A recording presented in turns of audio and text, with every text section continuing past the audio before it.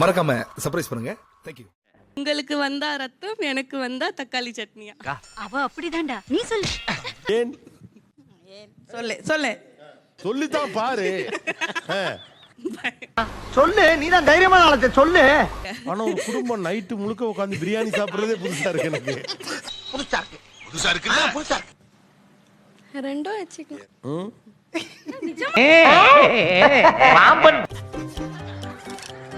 அம்மா என்னமா இது கொஞ்சம் நியாயமா நடந்துங்கம்மா. அதனால ஒரு நியாயம் வேணாமாடா? சோ அவங்க எங்க இருக்குது உங்களுக்கு சில இடத்துல அன்கம்ஃபர்டபிள் ஆயிடுதா? அன்கம்ஃபர்டபிள் இல்லனாலும் ஒரு சின்ன இது பின்னால எதுவும் பிரச்சனை வரும்னு யோசிக்கிறாங்க. என்னடா கோபால? நம்ம ஏஜ்ல தெரியுறோமோ அப்படின்ற ஒரு சின்ன ஃபீலிங். அதுக்கு நான் என்ன சார் பண்றது? பொறாம தோசை இப்படி இருந்து சாப்பிட்டாதான் அவனுக்கு பிடிக்கும்.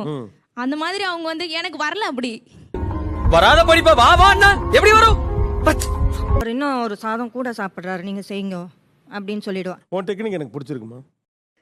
அதான் வர்க்கீஸ். இல்ல சார், உண்மையிலே சொல்ல போனா அது டெக்னிக் தான் சார். வந்த உடனே புரியுதா என்னன்னு? தெரிகிறதா? நீங்களும் உங்க மருமகளும் நல்லா ஒத்துமையா இருக்கீங்க இல்லையா? இல்ல சார். இல்லையா? இந்த அவமானம் உனக்கு தேவையா? சார் நான் டை அடிக்க மாட்டேன் சார். அந்த மருதாணி பவுடர் 2 தான். அதுதான் டை. இன்னொன்னுதாங்க இது. சார் ஒரு சப்பல் காணோன்னு ரொம்ப நாளா தேடிட்டு இருந்தேன் அது இங்கதான் சார். இருக்கா? இன்னைக்கு வந்து பார்த்தா அவங்க போட்டுட்டு இருக்காங்க. பாத்தியாடா கிளவிக்கு கொழுப்ப?